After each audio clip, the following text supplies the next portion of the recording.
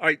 Now we know in the Mishnah, so written somewhere in a little after 200 of the Common Era, so traditions going back further than that. It's talking about the Jewish people in terms of their color.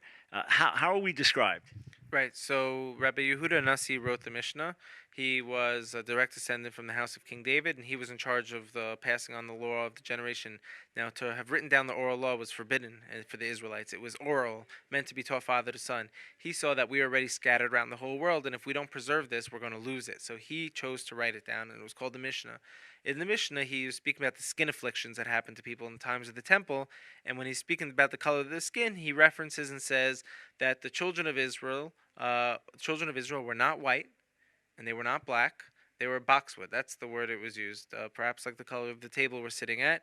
And you have to imagine he was saying the children of Israel. I think he was speaking about in past tense of who they were at the time already that he was alive. You had great, Roman converts who became Torah scholars.